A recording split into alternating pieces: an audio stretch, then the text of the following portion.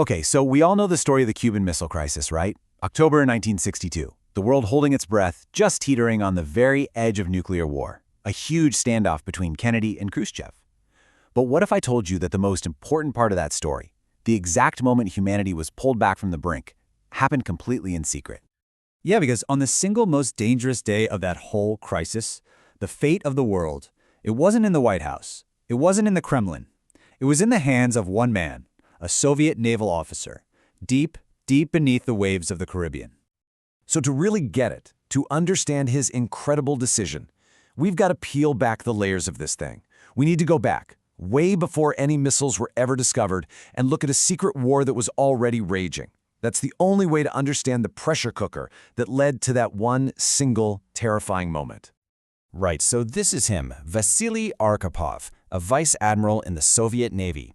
On October 27, 1962, he's the chief of staff of a whole submarine flotilla stationed on this sub, the B-59. And let me tell you, the conditions inside were just awful. Hot, claustrophobic, and worst of all, they'd been cut off from Moscow for days. They had no idea what was happening in the world up above.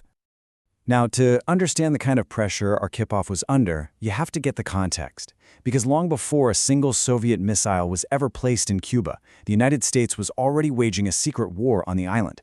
And trust me, understanding this part is absolutely crucial if you want to grasp the Soviet point of view.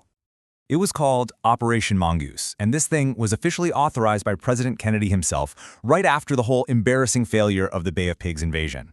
It was this massive, covert CIA program with really just one goal: get rid of Fidel Castro's government, by any means necessary.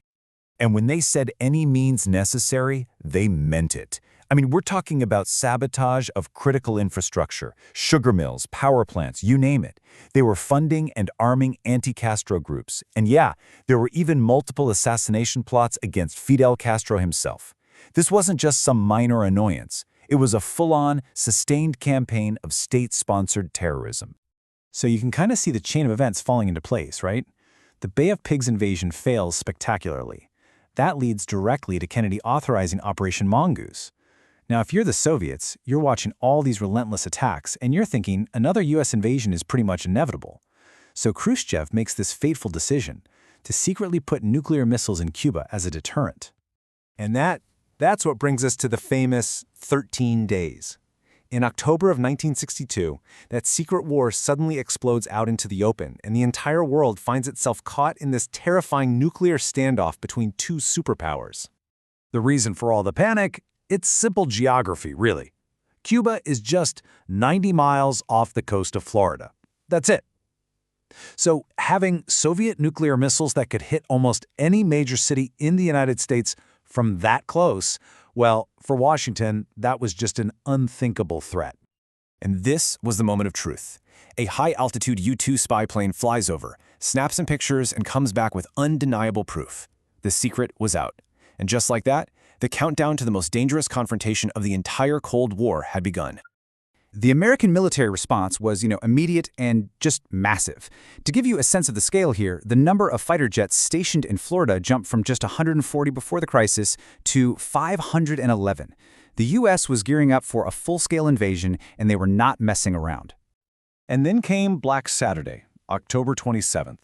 A U-2 spy plane gets shot down over Cuba, and the pilot is killed. This was a massive escalation. I mean, in both Washington and Moscow, the feeling was that a real war, probably a nuclear one, was now just hours away. It really felt like the end. But, even as the generals were getting their armies ready for war, there were these frantic back-channel negotiations going on.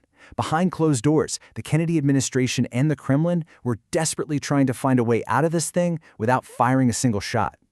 Now, what's so important to understand is that there were actually two deals. The public one was pretty straightforward. The Soviets take their missiles out of Cuba, and the U.S. promises not to invade. Simple. But then there was the secret deal, the one nobody talked about for years. The U.S. also agreed to quietly remove its own nuclear Jupiter missiles from Turkey, which, of course, shared a border with the Soviet Union. But get this, while those deals were being hammered out on that same Black Saturday, the moment of greatest danger, the real close call, was happening completely out of sight. It was happening in a submarine whose crew was convinced that World War III had already started. So the U.S. Navy, they're dropping these small depth charges not to destroy the sub, but just to signal it to come to the surface. But inside that hot, dark, terrifying submarine, the crew had no idea. They thought they were under a full-blown attack. The captain, Valentin Savitsky, was totally convinced war had broken out, and he was ready to fight back with their special weapon, a 10-kiloton nuclear torpedo. Now, what made this situation so unbelievably dangerous was the launch protocol on this specific sub. To fire that weapon, you needed the unanimous consent of 3 senior officers. The captain, Savitsky, he gave his consent. Yes, launch. The political officer, Maslenikov, he also agreed. Yes, launch. The only thing standing between the world and a nuclear war was the third man, Vasily Arkhipov, and he said no. He talked the captain down and flat out refused to authorize the launch. I mean, think about that. Arkhipov's single act of defiance prevented a nuclear attack that would have almost certainly spiraled into a global catastrophe. When you look back on it, you realize how often history turns on these single moments, on the judgment of one person under just unimaginable stress. So, the key things to take away from all this are pretty clear. First, the missile crisis wasn't just some random event. It was a direct reaction to a long-running, covert U.S. war. And while, yeah, high-level diplomacy did eventually find a solution, the world was also saved by the calm judgment of one man and, let's be honest, a huge dose of pure dumb luck. And that really leaves us with a pretty critical question, doesn't it? We dodged a bullet in 1962 because of secret deals, rational thinking, and the incredible courage of Vasily Arkhipov. In today's world, with all the new tensions and new technologies, can we really be sure we'll always be so fortunate?